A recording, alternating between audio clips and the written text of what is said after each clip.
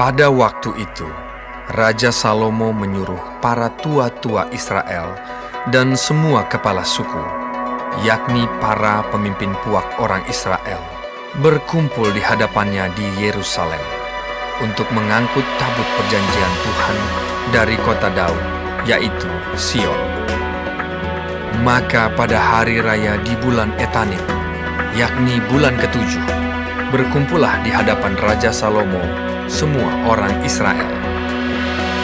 Setelah semua tua-tua Israel datang, maka imam-imam mengangkat tabut itu. Mereka mengangkut tabut Tuhan dan kemah pertemuan dan segala barang kudus yang ada dalam kemah itu. Semuanya itu diangkut oleh imam-imam dan orang-orang Lewi.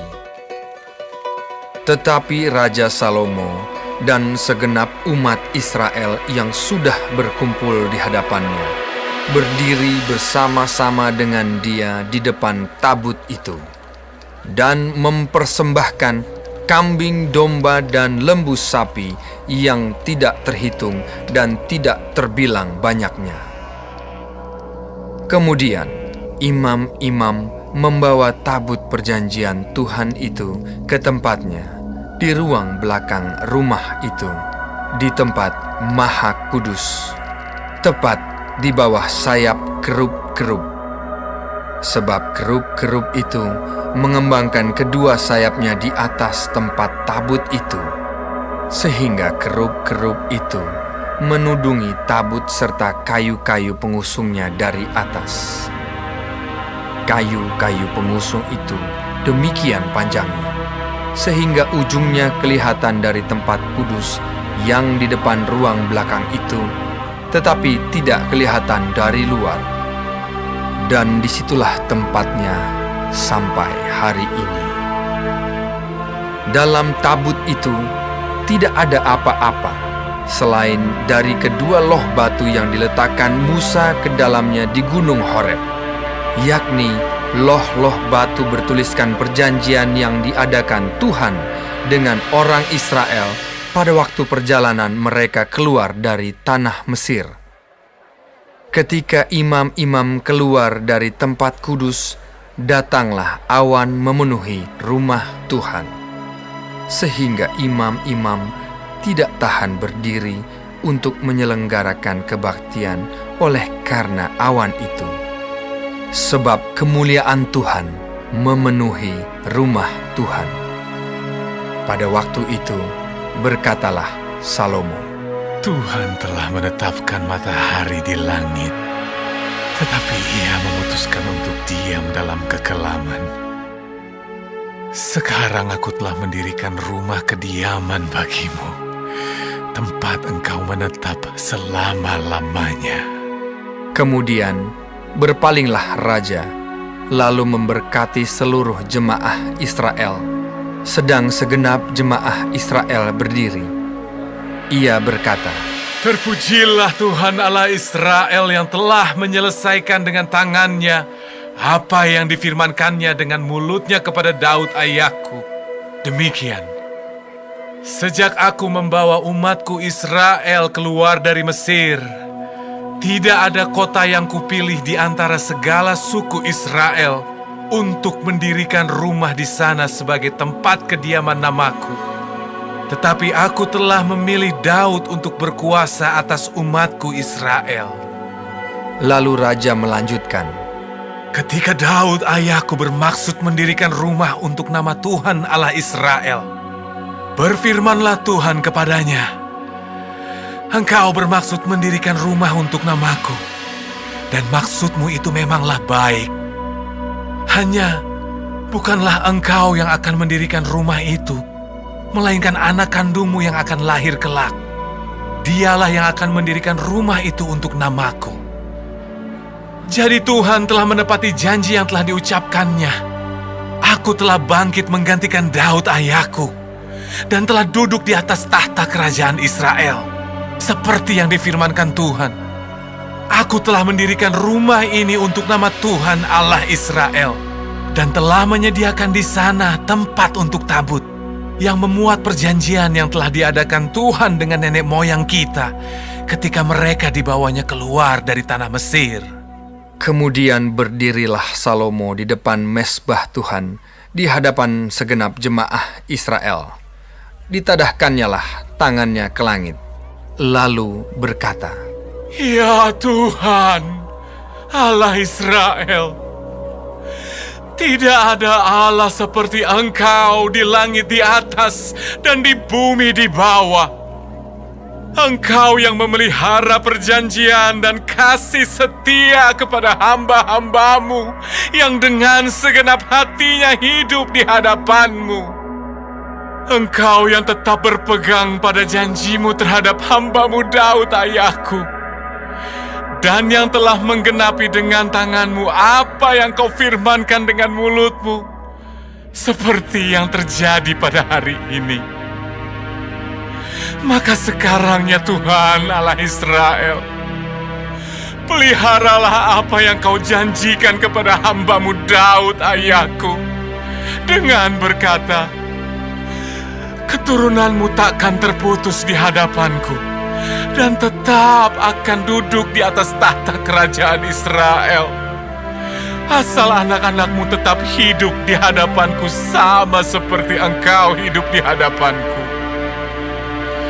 Maka sekarang ya Allah Israel, biarlah kiranya menjadi nyata keteguhan janji yang telah Kau ucapkan kepada hamba-Mu Daud ayahku.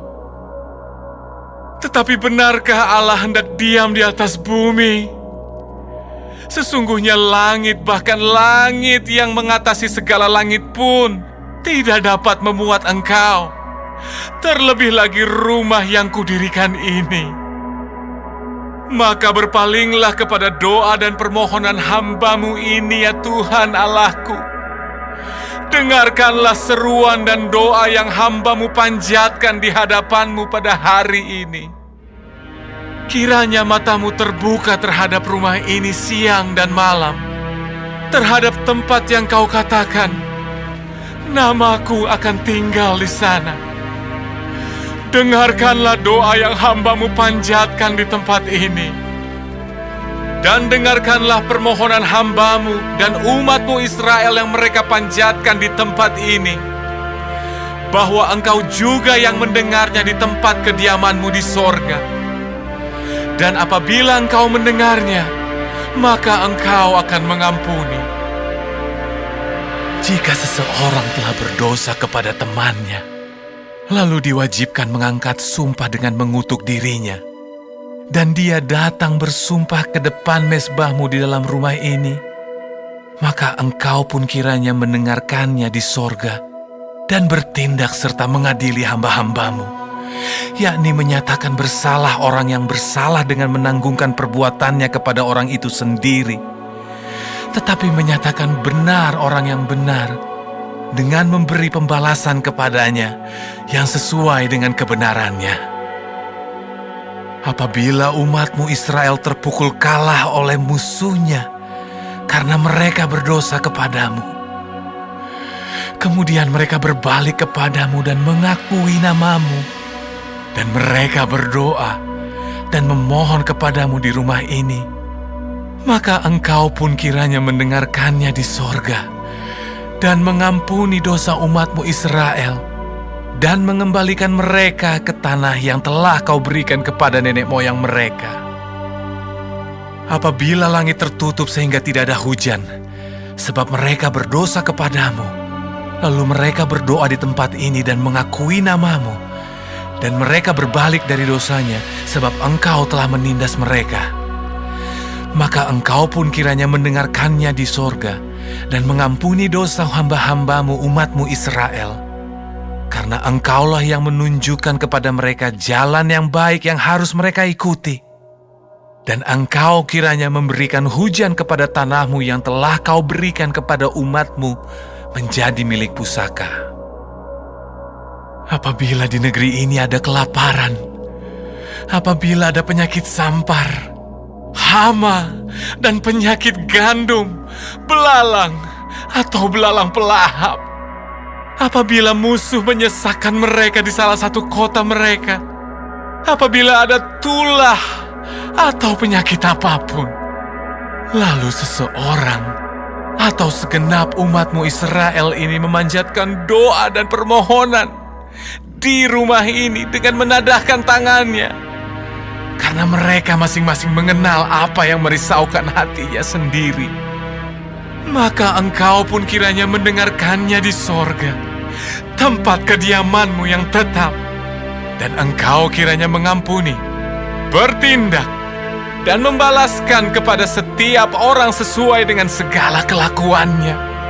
Karena engkau mengenal hatinya, sebab engkau sajalah yang mengenal hati semua anak manusia, supaya mereka takut akan engkau selama mereka hidup di atas tanah yang telah kau berikan kepada nenek moyang kami.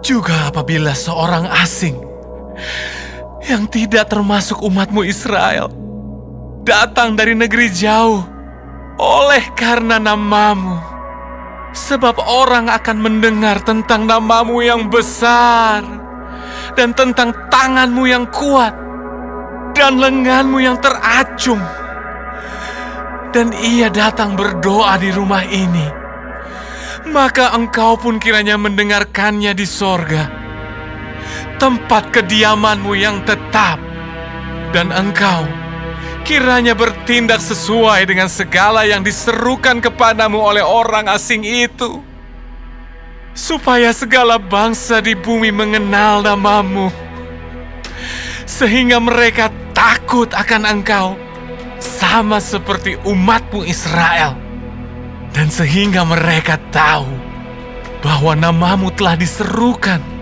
atas rumah yang telah kudirikan ini.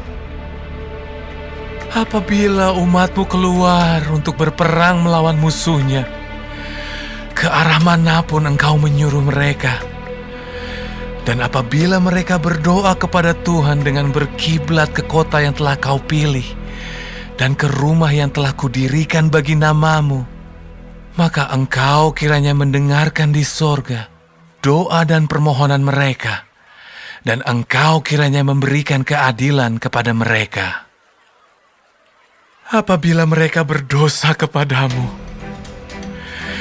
karena tidak ada manusia yang tidak berdosa, dan engkau murka kepada mereka dan menyerahkan mereka kepada musuh, sehingga mereka diangkut tertawan ke negeri musuh yang jauh atau yang dekat.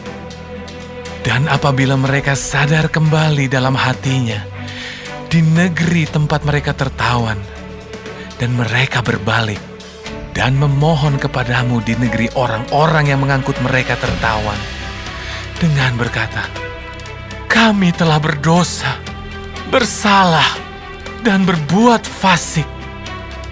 Apabila mereka berbalik kepadamu dengan segenap hatinya dan dengan segenap jiwanya di negeri musuh yang mengangkut mereka tertawan, dan apabila mereka berdoa kepadamu dengan berkiblat ke negeri mereka yang telah kau berikan kepada nenek moyang mereka, ke kota yang telah kau pilih, dan ke rumah yang telah kudirikan bagi namamu, maka engkau kiranya mendengarkan di sorga, tempat kediamanmu yang tetap, kepada doa dan permohonan mereka, dan engkau kiranya memberikan keadilan kepada mereka. Engkau kiranya mengampuni umatmu yang telah berdosa kepadamu, mengampuni segala pelanggaran yang dilakukan mereka kepadamu, dan kiranya engkau membuat mereka menjadi kesayangan orang-orang yang mengangkut mereka tertawan, sehingga orang-orang itu menyayangi mereka, sebab mereka itu umatmu dan milik kepunyaanmu yang telah kau bawa keluar dari Mesir, dari tengah-tengah dapur peleburan besi. Hendaklah matamu terbuka terhadap permohonan hambamu dan terhadap permohonan umatmu Israel, dan hendaklah engkau mendengarkan mereka seberapa kali mereka berseru kepadamu. Sebab engkaulah yang memisahkan mereka bagimu menjadi milik kepunyaanmu dari antara segala bangsa di bumi, seperti yang telah kau firmankan dengan perantaraan Musa hamba-Mu pada waktu Engkau membawa nenek moyang kami keluar dari Mesir. Ya Tuhan Allah. Ketika Salomo selesai memanjatkan segala doa dan permohonan itu kepada Tuhan, bangkitlah ia dari depan mezbah Tuhan setelah berlutut dengan menadahkan tangannya ke langit. Maka berdirilah ia dan memberkati segenap jemaah Israel dengan suara nyaring, katanya, Terpujilah Tuhan yang memberikan tempat perhentian kepada umatnya Israel, tepat seperti yang difirmankannya. Dari segala yang baik yang telah dijanjikannya dengan perantaraan Musa hambanya, tidak ada satupun yang tidak dipenuhi. Kiranya Tuhan Allah kita menyertai kita sebagaimana Ia telah menyertai nenek moyang kita. Janganlah Ia meninggalkan kita, dan janganlah Ia membuangkan kita. Tetapi hendaklah dicondongkannya hati kita kepadanya untuk hidup menurut segala jalan yang ditunjukkannya, dan untuk tetap mengikuti segala perintahnya dan ketetapannya dan peraturannya yang telah diperintahkannya kepada nenek moyang kita. Hendaklah perkataan yang telah kupohonkan tadi di hadapan Tuhan dekat pada Tuhan Allah kita siang dan malam, supaya Ia memberikan keadilan kepada hambanya dan kepada umatnya Israel menurut yang perlu pada setiap hari, supaya segala bangsa di bumi tahu bahwa Tuhanlah Allah dan tidak ada yang lain. Dan hendaklah kamu berpaut kepada Tuhan Allah kita dengan sepenuh hatimu dan dengan hidup menurut segala ketetapannya, dan dengan tetap mengikuti segala perintahnya seperti pada hari ini. Lalu raja bersama-sama segenap Israel mempersembahkan korban sembelihan di hadapan Tuhan. Sebagai korban keselamatannya kepada Tuhan, Salomo mempersembahkan 22.000 ekor lembu sapi dan 120.000 ekor kambing domba. Demikianlah raja dan segenap Israel mentahbiskan rumah Tuhan itu. Pada hari itu juga, raja menguduskan pertengahan pelataran yang di depan rumah Tuhan, sebab disitulah ia mempersembahkan korban bakaran, korban sajian, dan segala lemak korban keselamatan. Sebab mezbah tembaga yang di hadapan Tuhan itu terlalu kecil untuk memuat korban bakaran dan korban sajian dan segala lemak korban keselamatan itu. Lalu Salomo mengadakan perayaan pada waktu itu juga di hadapan Tuhan Allah kita selama 7 hari, bersama-sama dengan seluruh Israel, suatu jemaah yang besar, dari jalan masuk ke Hamat sampai sungai Mesir. Pada hari yang ke-8, disuruhnya bangsa itu pergi, maka mereka memohon berkat untuk raja, lalu pulang ke kemah mereka sambil bersukacita dan bergembira atas segala kebaikan yang telah dilakukan Tuhan kepada Daud, hambanya, dan kepada orang Israel, umatnya.